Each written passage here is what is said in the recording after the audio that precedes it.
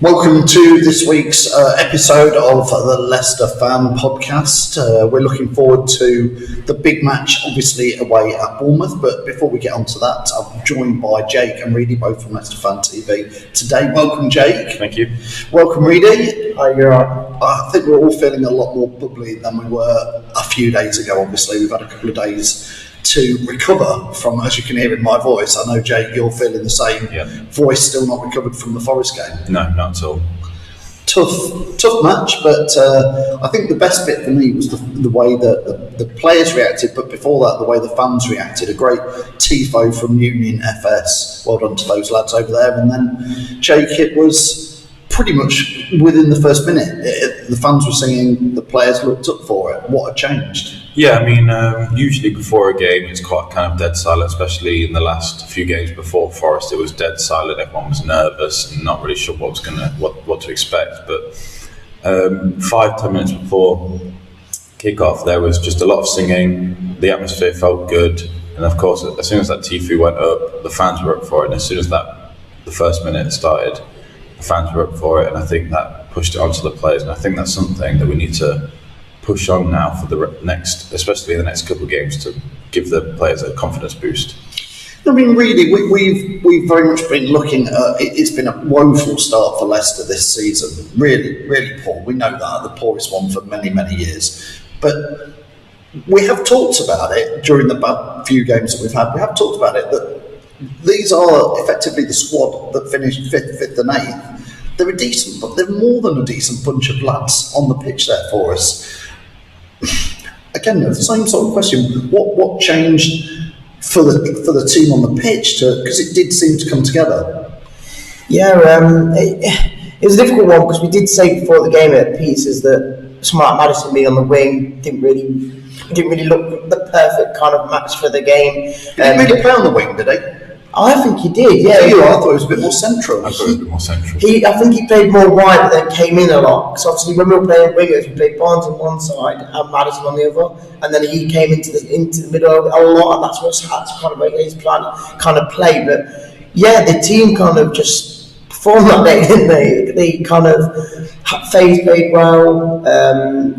Indeed, he played well for the first half until he came off, and it just seemed like no one had a bad game. And before then, it seemed like it was always somebody that kind of either messed up or had to be blamed for a certain goal, and it just kind of there was nothing to kind of fault really for me in that game.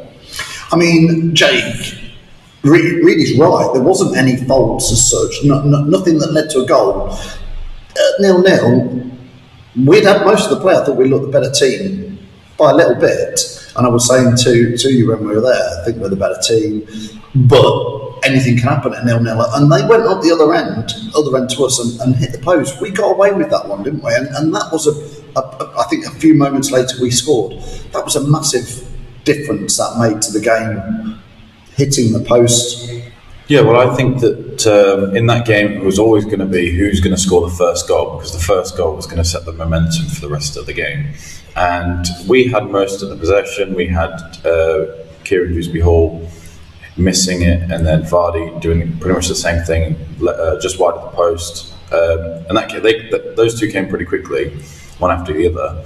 And when Forest went up and we're about to hit the post, I thought that it's going to be one of those games where we've got all the possession, we've done the most chances, and then they're going to go one chance and score. But they didn't, and then we got a lucky deflection from James Maddison's shot. And I think that just set the momentum for the rest of the game. And I think as soon as that goal went in, it never looked like Forest were going to get back into it. I'm not even sure they had many chances after that, apart from one. Yeah, the one in the second half. Where Ward didn't know whether to come in or out. But apart from that Forest. And let's not forget that we played well, but Forest really played really poor that game. I think you're harsh there, Jake, if I'm honest. I think they were poor, though. I think for us, they look like what they are. They look disjointed. They've 22, 23 players. I think Steve Cooper, their manager, came out after the match saying, we played like it's pre-season. They're still getting to know each other. I'm not going to say I feel sorry for Forest, because obviously I'm laughing at them, but they've tried something, and it may work for them, but they just I think individually they got some good players. Some of their players wouldn't mind having playing for Leicester, but just think as a group it didn't come together. But it was fine margins. That post, if that had gone in, those Forest fans near us would have gone mental. That would have been such a different game, Joe. Yeah, it would have been a different game completely, but I don't know. You don't know how they would have played after. They could have gone and done what we did and scored 3 more goals, but we could have come back and got 2 more and won 2-1. You never know. But for me, I just think they never looked really in the game. It never looked like any of the players knew what the rest of the players were going to do. Like you said, they're just disjointed. They've not really played with each other that much. Like, if one player gets the ball, they don't know if the other player's going to run down the wing, run down the middle, because they don't know how each other play. But I think it will come together for Forest, but maybe too late. I think they'll come together at a point where they're so far down there, where their confidence is low. Even if they start playing well and get some points on the board, I think that they're sort of destined to fail this season. When you buy that many players and have a whole refresh of a team, you are either expecting a really good season and everything just works, or you've just messed it up and then you go back down and then the players are on too high wages, they all leave and you got to start again. I mean, luckily Leicester cashed in on the state that Forest are in. It was a great time to play them. We needed points, and if you want to play anybody, it is a team right down near the bottom. Local rivalry made it a little bit of extra spice. Forest with all these players, it was right there. But Reedy, I want to come to you now on James Maddison. We will talk about him in England, but firstly I want to just talk to you about his performance against Forest on Monday, because very early on we've seen passion from Maddison before, and again after the Spurs defeat he was one of the players who came out very publicly, and you could see that he was bothered about the defeats and bothered about what was going on. But on Monday he sort of brought that all into his game, and I feel like that was almost the best I've ever seen Maddison play for Leicester in his 3 years now at Leicester. He just seemed like every time he got the ball, he had fast feet. He was doing some great little moving the ball around. It's not necessarily a 50-yard pass all the time, but it's sometimes he has the ball and he just shifts it around and keeps the ball so nicely under control that he then makes space for himself. He was dropping his shoulder. He was picking players out. He was always asking for the ball. Without doubt, for me, man of the match. How good? What's that the best you've seen James Maddison play for Leicester?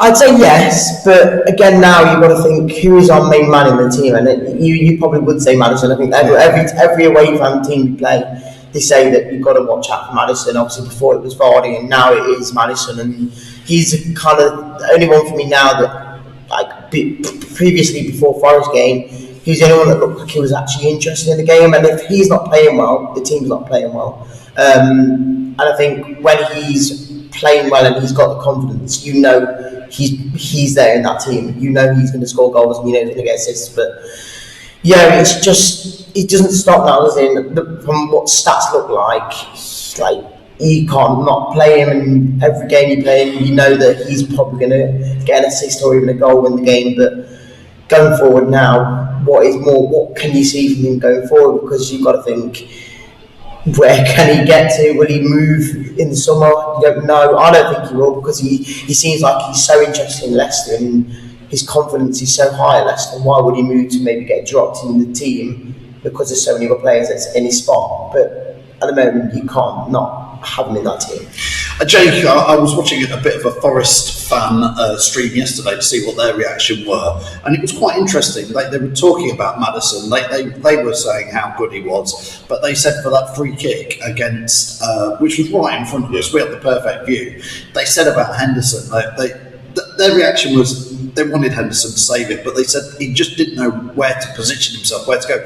They had almost a 4-man wall one side, a 3-man wall the other side, and Henderson was like, should I go in the middle, should I go to the right? And the Forest fans' view was, it didn't really matter, because Maddison in that form and that position was probably, he could have hit it left, he could have hit it right, he could have put it down the middle. He just looked like he could do almost anything on Monday, didn't he?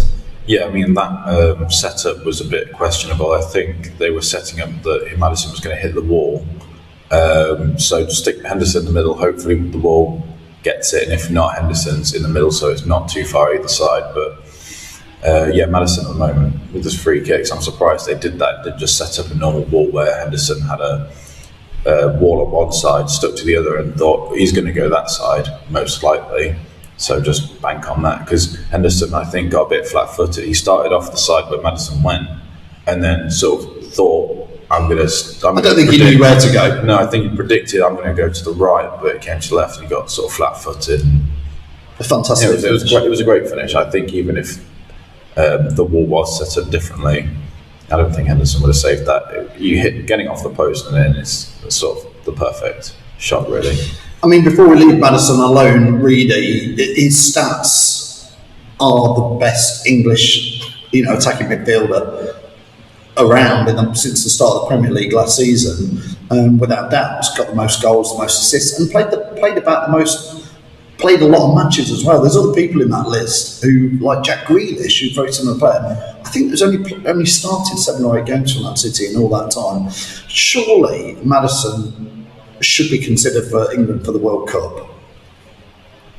Doesn't he have to be? There's only one way about it, and that is to get on that plane for the World Cup games. Because, like I say, he's not been in the friendly games. The international break just gone. How is he not getting into that squad? So there's 2 different stats I saw. One was the best English midfielder on stats wise, and then as well from the start of last season, I think he was near the top goal scorer, and assist combined, other than I think Haaland, and that's just ridiculous because he's only just joined the league. So you've obviously got Haaland, and then you've got Maddison, who's on the top goal/assist stats in the league.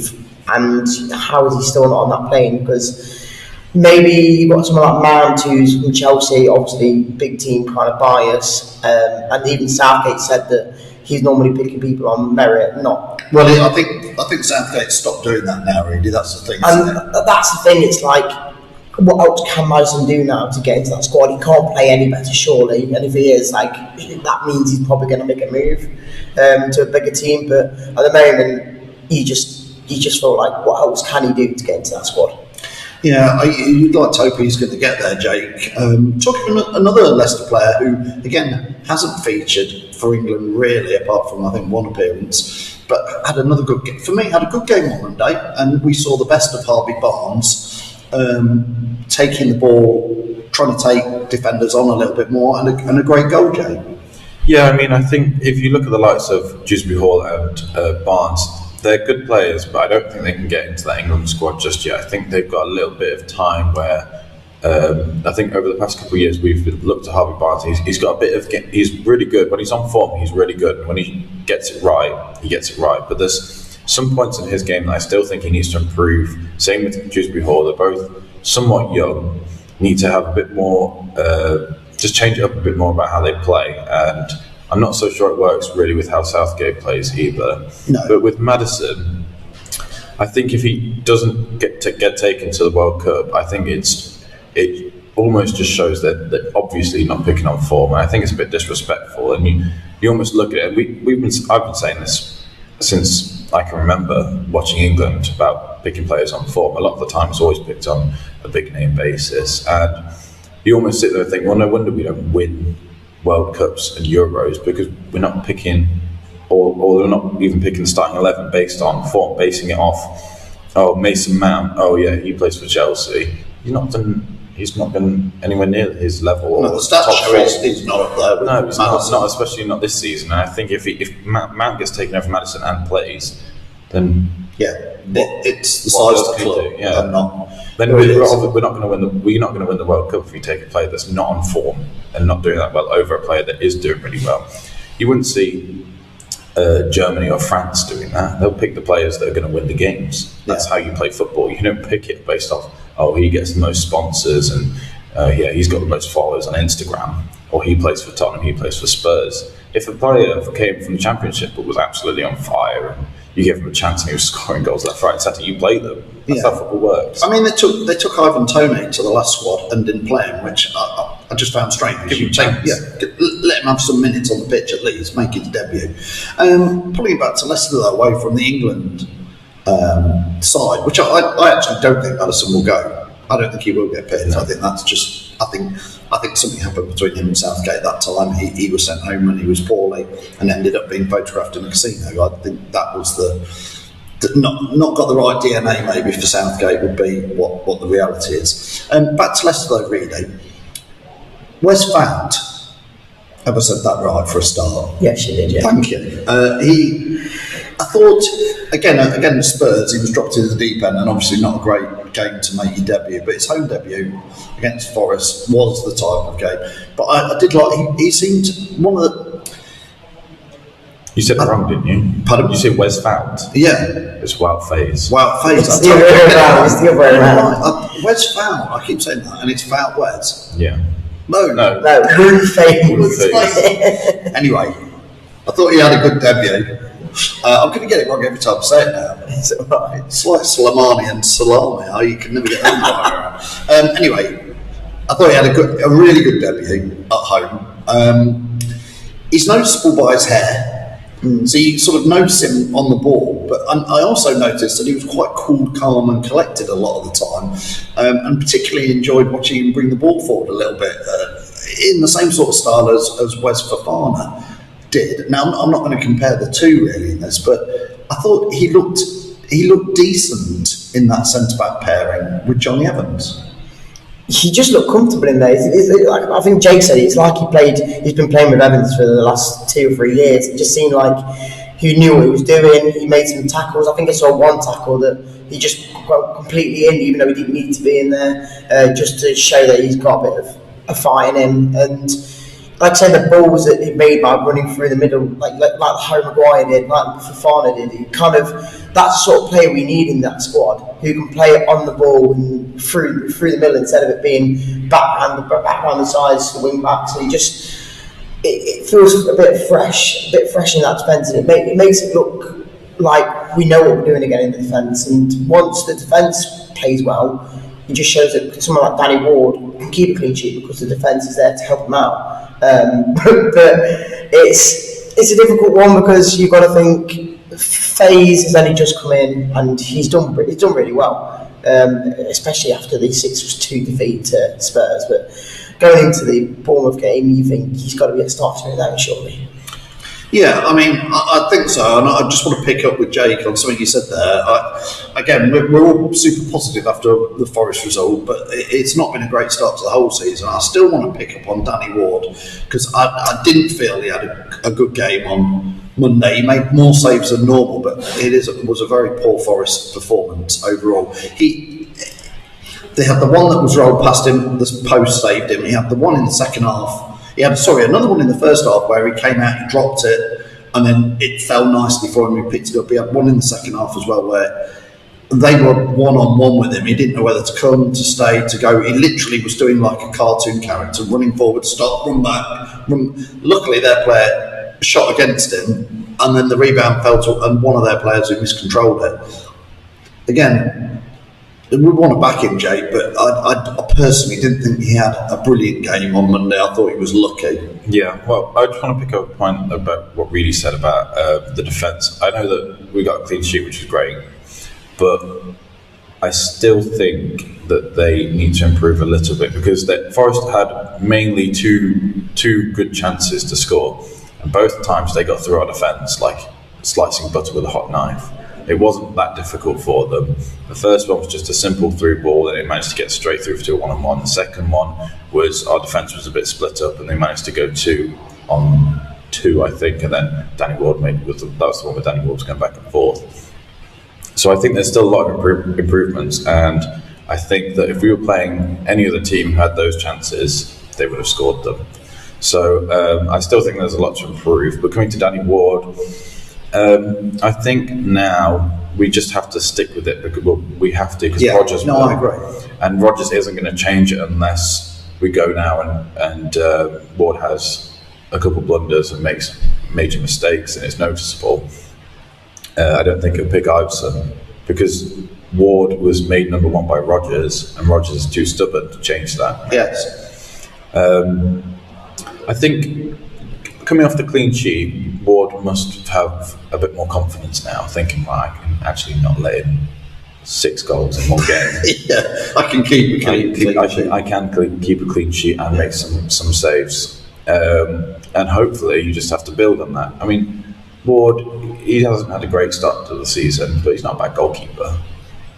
He's got a couple of mistakes in him, but every time he's played in a cup game, I've never thought, Jesus Christ, what's he doing? It just seems to be this season in the Premier League. So I think just give it a couple more games and see how it is. I mean, that's all we can do. We can sit here and moan about it, but I just don't think Roger. I think it's just worth keeping an eye on him, because I just think you can't beat Forest before 4-0. There's a lot of fans. A lot of the stuff I've seen post matches, fans are like, "Oh, we're going to win the league again." I mean, the fans seem like split personalities at times. It's woe is us, and then all of a sudden it's like, "Oh, we've beaten Forest 4-0," you know.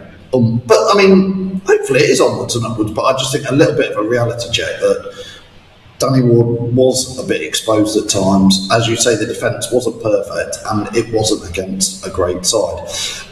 Talking of a better side, really, we go to Bournemouth on Saturday, and I know you're going to the match. Bournemouth sends shivers down the spine from that result a couple of, I think it was 2 seasons ago, when all we had to do was really pick up.